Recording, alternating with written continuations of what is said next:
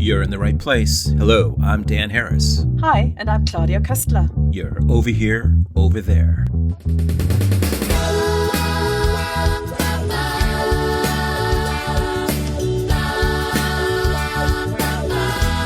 Welcome to Over Here, Over There, a global conversation that promotes greater understanding and togetherness between people and countries.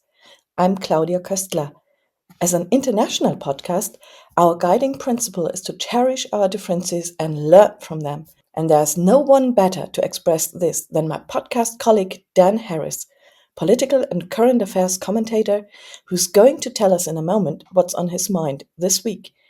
But first, as a reminder, you can follow us on social media and contact us via our website at overhereoverthere.org.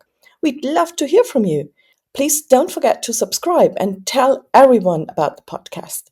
Now, without further ado, over to you, Dan. Thank you, Claudia, and hello, everyone. There is a feral feeling and an anxiety that has been building, I'm sorry to say, for a while about 2024. And of course, as you could guess, the many elections happening worldwide this year are greatly adding to it, some of which are consequential to world order and the existence of democracy itself in countries like France, India, Iran, Russia, Taiwan, the EU, South Africa, the UK, and so on. It's a long list. 49% of the Earth's population going to the polls. Not all of these elections have been or will be free and fair, but we'll save that for another discussion.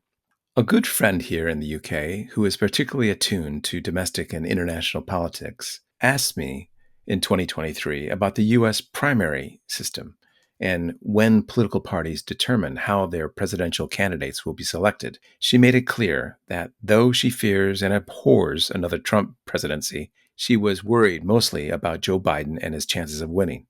I described as best I could the primary process and the electoral nuances across states, the tally of delegates and the affirmation and confirmation of these delegates during the primaries, and finally at their party's convention in the summer of 2024. Some 3 or 4 months before the presidential election.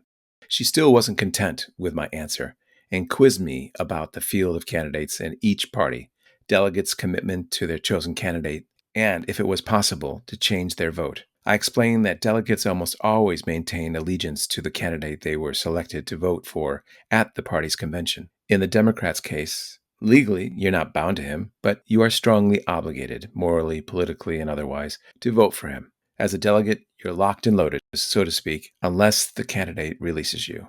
Now, she was asking me this back in August 2023, as murmurings of possible candidates were being discussed. She didn't hear anyone with a significant following opposing President Biden, except for Robert Kennedy Jr., who suspended his candidacy in October to run as an independent. So President Biden accumulated nearly 99% of the delegates and 87% share of the vote. He is on course to become the Democratic nominee again without breaking too much of a sweat on the campaign trail, like in the presidential race in 2020. That's unless something significant happened leading up to the convention. And it did. Unless you've been devoid of any media or communications since 27th of June, you know that the Democratic Party has been in turmoil ever since. Biden's debate performance was so bad that he has been fending off waves of criticism and calls for him not to run in 2024 ever since. These waves are becoming bigger and more penetrating against his candidacy, and it's difficult to see him reaching the Democratic nomination in a healthy enough state to be a viable candidate. My friend's fear of President Biden's age and his likely faltering performances have been realized. I think she felt cheated, or that I've been talking rubbish, because having seen this coming a mile away, actually 3,000 miles away in the UK, this could have and should have been avoided, to not allow the ambitions of one old man and his party to ignore the forces of nature. And unless something significant happens to halt this decline, the Democrats' hopes and dreams of winning the presidency and one or both chambers of Congress will be dashed against the rocks of reality and the unthinkable of what a Trump presidency and Project 2025's nihilism would mean for democracy in the US and around the world. I say unless. In a recent podcast episode, we discussed Biden's plight in terms of Hemingway's Nobel Prize winning tale, The Old Man and the Sea. A poor old fisherman, Santiago, whose luck had run dry, catches a huge marlin, such a prize he never thought he'd achieve, especially at his advanced stage of life. Determined to reel it in and bring it back to shore, he struggles against the mighty fish, the voracious sharks that attack his prize, and nature itself, represented by the sea and his aged humanity. You can interpret philosophically the ending in different ways, but in the end, Santiago is robbed of his prize as the marlin's carcass is decimated by the sharks, and his hollow victory is only a forlorn struggle. A carcass of once was. Now, that can't be the end of Biden, nor can it be for democracy in the U.S., the leading democracy in the world. The stakes are too high, which has heightened anxiety among the U.S.'s friends and allies. Nor should it be, rightly or wrongly, up to one man, but that's where we are, and time is running short. As a side note, President Biden said that only if the Lord God Almighty told him would he withdraw from the race. Well, President Biden, unfortunately, has contracted COVID, so I don't mean to make light of it, but perhaps he has his answer. I've watched Joe Biden since his early days in the Senate, when I covered the Foreign Relations Committee and saw his steadfast character and integrity on display in representing his state of Delaware and his country. We all know his story since then, but time catches up with us all in different ways. And now is the time to recognize that you alone can't bring home that big prize.